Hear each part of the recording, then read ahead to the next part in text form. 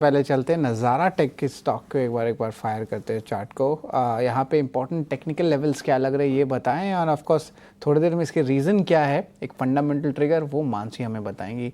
नज़ारा टेक का लेवल्स देखिए अराउंड 1275 पे है और टुवर्ड्स द पॉजिटिव साइड है। जतिन इसके इंपॉर्टेंट टेक्निकल लेवल्स बताएं और क्या पोजिशनल कॉल्स बनते हैं या शॉर्ट टर्म ट्रेड्स बनते हैं वो भी बताएं। यस, ओवरऑल नज़ारा टेक्नोलॉजीज में हमने देखा हुआ है कि एक शार्प रनअप के बाद पिछले 2 हफ्तों से ये कंसोलिडेट कर रहा है। आज के ट्रेडिंग सेशन में एक अटेम्प्ट हुआ था वो कंसोलिडेशन को ऊपर की तरफ ब्रेकआउट करने के लिए, लेकिन हमें लगता है कि थोड़ा कंसोलिडेशन फेज अभी लंबा और खींच सकता है। रेंज बाउंड रहेगा बिटवीन 1320 एंड 1220, ये दोनों एक्सट्रीम्स हैं रेंज के। हमें लगता है कि अगर जो कोई फ्रेश लॉन्ग पोजीशंस लेना लेना चाहता है तो शायद एक डिप पे बाय करे 1220 1230 के आसपास जब भी आता है, या तो फिर एक कंफर्मेशन के साथ अगर जो बाय करना है तो 1320 के लेवल्स के ऊपर ही बाय कर सकते हैं। तो ये इंपॉर्टेंट लेवल्स रहेंगे ध्यान में रखने के लिए। ऊपर में हमें लगता है कि ये जो कंसोलिडेशन का रेंज था वो 100 पॉइंट का था, तो 1320 से 100 पॉइंट्स ऐड करेंगे। टारगेट एरिया 1420 1430 का रहेगा। इंपॉर्टेंट लेवल्स नज़ारा टेक के लिए लेकिन मानसी नज़ारा टेक में कुछ इंपॉर्टेंट डेवलपमेंट्स आए शेयर होल्डिंग पैटर्न चेंजेस को लेके, तो ज़रा बताएंगे कि यहाँ पे कौन सा एस्ट्यूट इन्वेस्टर्स है, क्या हुई है पोजीशन स्टोरी बताएं।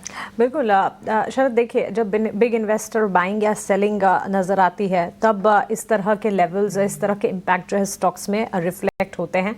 और खबर ये आ रही है कि रेखा झुनझुनवाला ने नज़ारा टेक्नोलॉजीज़ में अपनी हिस्सेदारी बेची है और ओपन मार्केट ट्रांजैक्शन के जरिए हिस्सेदारी जो है ये बेची गई है। लेकिन 7% हिस्सेदारी इनकी जो थी वो अब घटकर 5% हो चुकी है। करीब 218 करोड़ में हिस्सेदारी को बेचा गया है।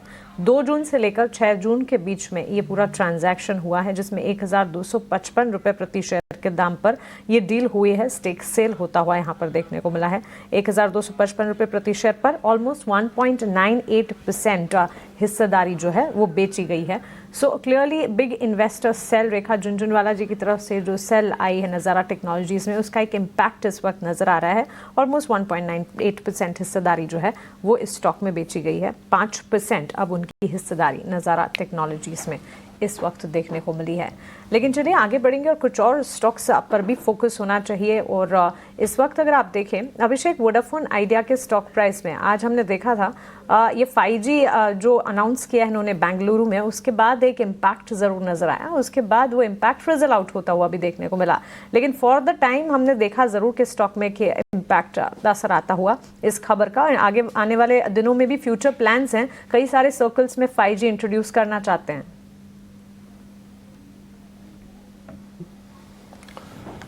मानसी, ये फिजल आउट इसलिए बात देखिए क्योंकि इन्वेस्टर का कॉन्फिडेंस नहीं है। जितनी चुनौतियां हैं, जितनी कह सकते हैं कि मुश्किलें हैं वोडाफोन आइडिया के सामने, उसके सामने ना ये सब छोटी छोटे अपडेट्स हैं। ऑलरेडी आप काफ़ी ज़्यादा पिछड़ गए हैं 5G के मामले में। 17 सर्कल में स्पेक्ट्रम है, तो पहले आपने चंडीगढ़ में, दिल्ली NCR, मुंबई, पटना में आपने 5G सेवाएं शुरू कर दी थी। अब बेंगलुरु में शुरू हो गई है और प्लान ये है कि अगस्त खत्म होते होते जितने भी इनके 17 सर्कल इनके पास हैं उसमें 5G की शुरुआत कर देंगे। बेंगलुरु में इन्होंने 299 रुपये का एक इंट्रोडक्टरी ऑफर लॉन्च किया है 5G के लिए, जिसमें कि अनलिमिटेड डेटा मिलेगा। ये सब लुभाने की कोशिशें हैं, लेकिन ये कोशिशें बहुत रंग नहीं ला पा रही हैं ग्राहकों को, क्योंकि आप देखिए ऑलरेडी मार्केट शेयर में काफ़ी ज़्यादा गिर चुका है वोडाफोन आइडिया का। 3 डोमिनेंट प्लेयर हैं, BSNL को छोड़ भी दीजिए तो प्राइवेट स्पेस में अगर आप देखेंगे तो रिलायंस जियो के पास अकेले 40% का मार्केट शेयर है और वोडाफोन आइडिया के पास ना मतलब उसके आधे से भी कम का मार्केट शेयर है। तो ये एक चैलेंज ज़रूर है। दूसरी चैलेंज ये है कि AGR को लेकर ना लगातार तनाव है। AGR का जो बकाया था सरकार ने काफ़ी हद तक उसको तो इक्विटी में बदल दिया, उसके बदले में हिस्सा ले लिया है कंपनी में, अपने स्टेक को बढ़ा के 49% कर लिया है। लेकिन कंपनी में पैसे कहां से आएंगे, किस तरह से निवेश होगा, एक्सपेंशन किस तरह से कंपनी करेगी, इसको लेकर काफ़ी बड़े सवाल हैं। सालाना AGR जो पेमेंट है कंपनी का, जो देनदारी है 18,000 करोड़ रुपए की है और आपको जान के आश्चर्य होगा कि जो कैश जनरेशन है वो 9,200 करोड़ के आसपास का है। यानी कि जितना इनको AGR भरना है उससे कम तो कैश आ रहा है। तो ये दिक्कत बनी हुई है और लॉस लगातार बढ़ रहा है। मार्च तिमाही की जो नतीजा है उसमें जो लॉस इनका है जो बढ़ के हो गया है 7,166 करोड़, पिछली तिमाही में उससे 6,600 करोड़ था। तो ये एक तनाव जरूर है। और शेयर परफॉर्मेंस भी हम लगातार देखने की डामाडोल है। 7 रुपए का 7 रुपए घूम फिर के शेयर भाव आ जाता है, लंबे समय से हम देख रहे हैं। पॉजिटिव न्यूज आती है, शेयर थोड़ा चलता है, फिर से सेलिंग आ जाती है। तो वो कॉन्फिडेंस है नहीं। पिछले एक साल में अगर देखेंगे तो बाजार तो 8-9% चला है, लेकिन ये शेयर 58% नीचे आया है। एजीआर के अगर हम बकाया की बात करें मानसी, तो कुल एजीआर जो बकाया है वो है 83,400 करोड़। उसमें ब्याज बकाया है 28,000 करोड़ का, जुर्माना है 6,000 करोड़ का, और ब्याज नहीं चुकाने पर जो जुर्माना है वो भी है 11,150 करोड़ रुपए के आसपास का। तो ये इनकी देनदारी है। अब पूंजी कैसे जुटाती है कंपनी, नजर इस पर रहेगी।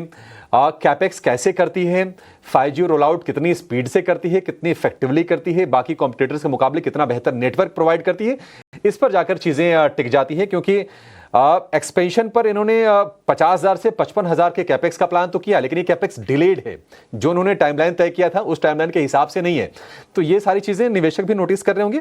ब्रोकरेज हाउसेस का भी जो कॉन्फिडेंस है लगातार वो घट रहा है। HSBC की कल ही रिपोर्ट आई है टेलीकॉम को लेकर, और जो सबसे जो कमजोर रेटिंग है वो वोडाफोन आइडिया को लेकर ही है। रिड्यूस की रेटिंग दी है, पहले टारगेट था 6.5 का, अब उसको भी रिड्यूस करके कर दिया है 5 रुपए 90 पैसे का। तो आप ये देखिए कितनी मुश्किल स्थिति है। बाकी रिलायंस के लिए, भारतीय एयरटेल के लिए इनके बाई की रेटिंग बरकरार है। अन्य अगर हम ब्रोकरेज हाउसेस की बात करें तो HSBC के अलावा मैक्वारी का भी जो टारगेट है 6.5 रुपए का है। JP मॉर्गन का जो टारगेट है वो 8 रुपए का है। UBS थोड़ी सी आपको लगेगा कि भरोसा उनका है, 12 रुपए के वो टारगेट दे रहे हैं। अदरवाइज चीजें थोड़ी सी मुश्किल है वोडाफोन आइडिया के लिए, और इसी के चलते हमने शुरुआत में कह दिया था कि नहीं, शायद ये जो गेंस दिख भी रहे हैं 2% के, नहीं, ये सस्टेन कर नहीं पाएंगे, और वो नहीं किया। अल्टीमेटली सारी की सारी चीजें हवा हो गई। 7 रुपए का भाव 7 रुपए पर ही आ गया। एक व्यू लेते हैं।